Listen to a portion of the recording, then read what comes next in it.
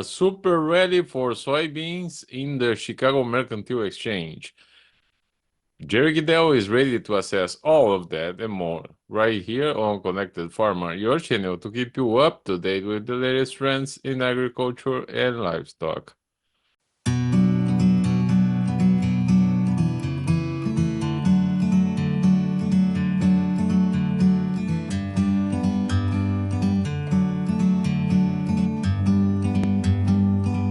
So, Jerry, we had a significant rally on Friday for soybeans. I think it's interesting because there is a significant concern about the Argentinian corn crop with the Stunt disease in there, but soybeans had a more significant rally than corn on the mercantile exchange. Yes, yes. Well, I think that there's also building concerns about both crops at this point. The Argentine government actually issued a report here on late afternoon Thursday about the fact that the trade's been in this 50 and a half, 51 number. The USDA is at 50. The Argentine government would actually come out initially here, kind of interestingly enough, with a updated number here of 49.7, kind of in the middle of the cycle here. Traditionally, you tend to end up getting these foreign governments also putting out their numbers just ahead of the USDA. Well, we only had exchanges, Rosario and Buenos Aires put out estimates, and maybe that's going to give them some more weight to the fact that their bean crop down there still has some issues. And of course, then we have uh, the whole issue of the stunt degrees, whatever you like to call it, if it's spiral plasma issues with grasshoppers, whatever it might be, and that definitely the idea of this corn crop down there being impacted is pretty significant at this point. And that, so I kind of feel like that the corn crop also got a little boost, with on that scenario. And but between the two of them, we got things kind of going here. We had some technical features in here. If you look at some downtrends and things like that that added to today's performance. We've kind of had this kind of bounce back mentality though for a couple weeks in a row.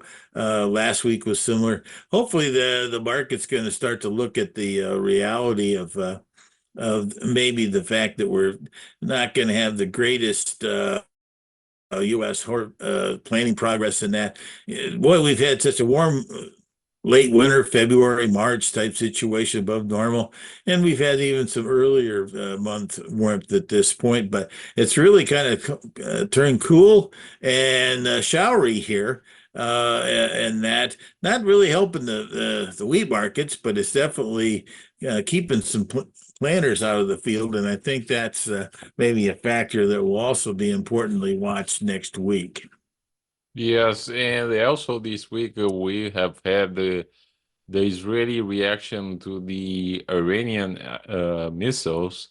So we had crude oil going higher, and that's one of the factors impacting the commodity markets as Think that has it finally showed up today, I guess, earlier in the week when there was lots of mashing of hands of what what this the Israelis might be doing in retaliation, and that they did send some uh, missiles towards Ukraine. Doesn't seem like they really was looking for anything in population areas or stuff like that. Looking at more shipment type situations in there, but in reality of it is that the Ukrainians at this point at least have kind of made the statement today that there wasn't they weren't anticipating or looking for further tit for tat type approach, which I think definitely what everybody in the Mideast would like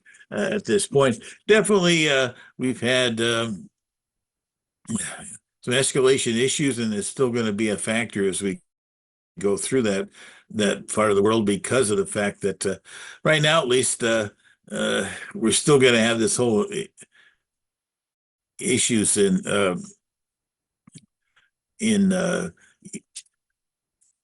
Israel about the final portion of their uh, attacks on the Muslims in southern Israel and so that's still going to be a factor to look at it here at this point. But right now, at least, it doesn't seem like that's going to be a factor in the short term. But there's still lots of world tensions here, back and forth.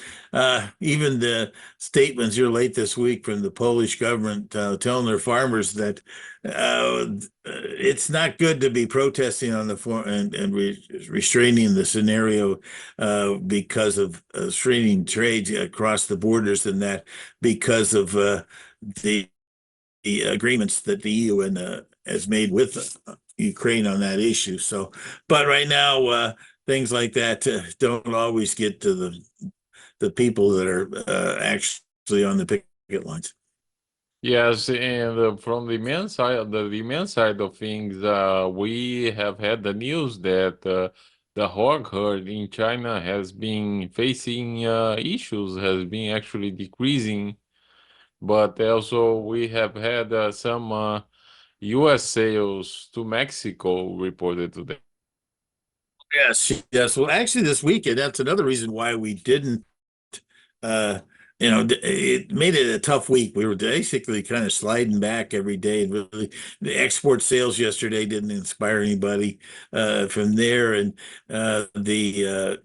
there was this update from China about their crop, excuse me, their hog herd type situation, and that, interestingly enough, that might be part of the reason why the Chinese have been kind of reluctant buyers from the U.S. at this point on soybeans and for soybean meal and that type of thing.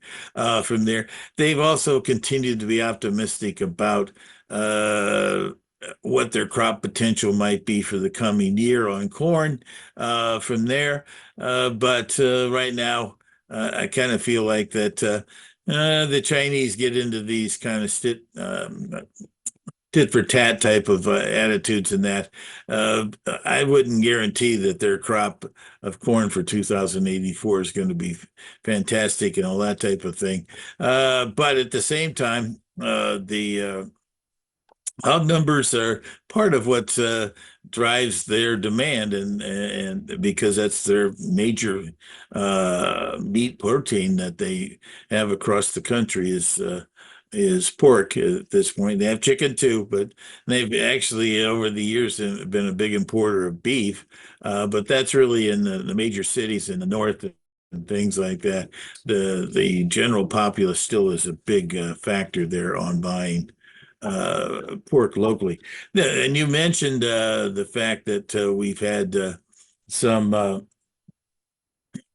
announcements today, and we from Mexico about corn buying. It's kind of interesting twist on what that purchase was all about, because we supposedly had a number of over 200,000 tons today of corn, but interesting, only 109, excuse me, 23,000 was for the current year, and 190,000 was for next year. And a similar situation was popped up in the beans, where they were the buyers, which was unknown, and this is the second purchase they made here this week.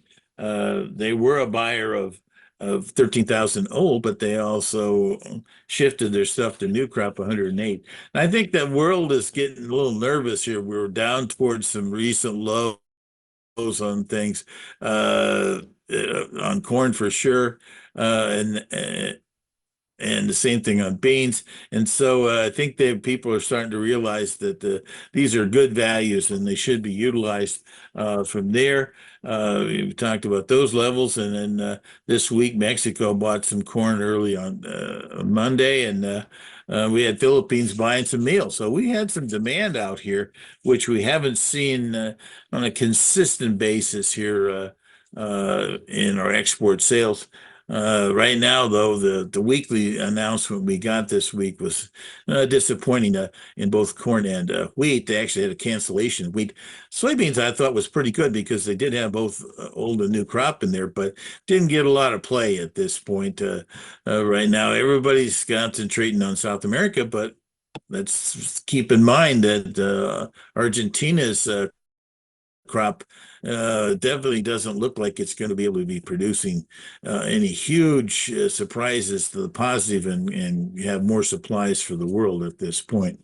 Yes, and another thing I want to comment is what are the next price levels for you? Well, I'm anticipating at this point that we're going to be able to kind of stabilize at these relative values. The one thing is interesting while it's going on in the corn market here. 3 weeks ago, we were probably somewhere between 10 to 12 under on corn on the basis level, which is the cash price versus the futures price in Western Iowa, where I keep an eye on things out there. And now, over the last 2 weeks, while this price has been sluggish, it's moved up to 10 over. So right now, at least. I'm kind of looking at we were looking at and made some minor sales in the um, in the 445 to 450 zone. And I'm kind of looking at that again, but I think I would also sense that if the weather delays our U.S. plantings, we might even have a chance to swing that up into the 465, 470 zone.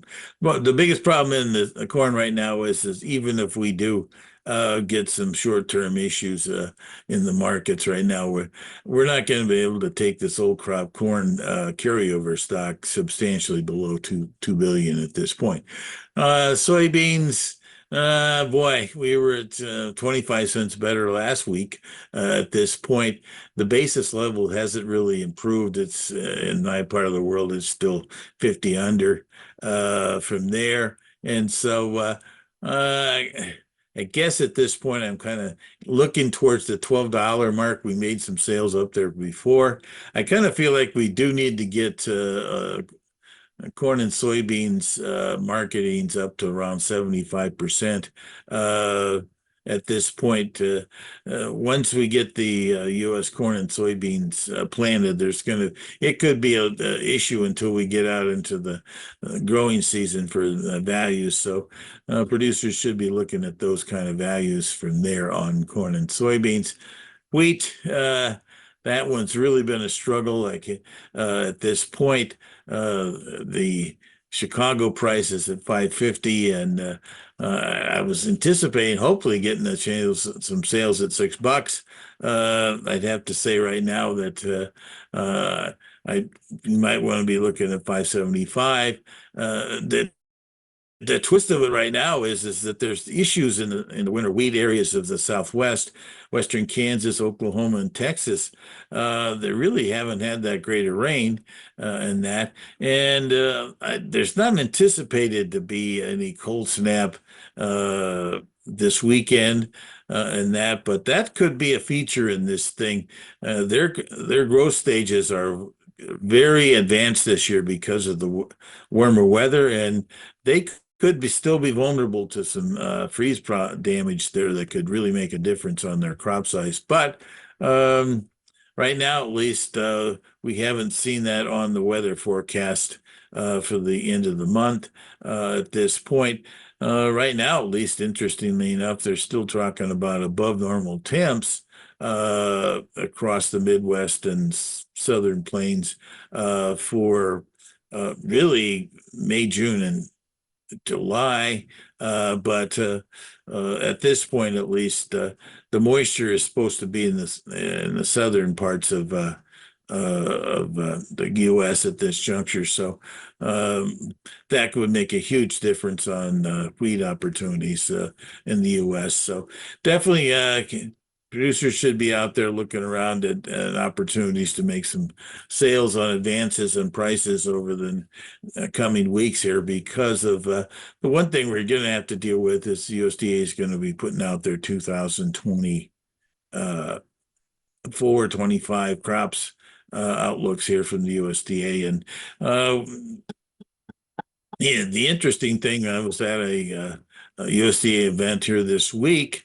It's called the Data Users Meeting, and of course, earlier this month they actually reported they were going to decline or reduce their sets of data here because of the current stalling of the 2024 USDA bill, or excuse me, bill for authorization, and so that's prompted them to drop the July cattle and inventory report. And probably the biggest thing that I think they didn't realize happened was they had a real buzzsaw of all kinds of people being very disappointed that they were going to drop the county yield estimates for corn, soybeans, and wheat across the country. And what's the deal? We got the national number, we got district, state numbers, things like that. But the twist of it is that particular data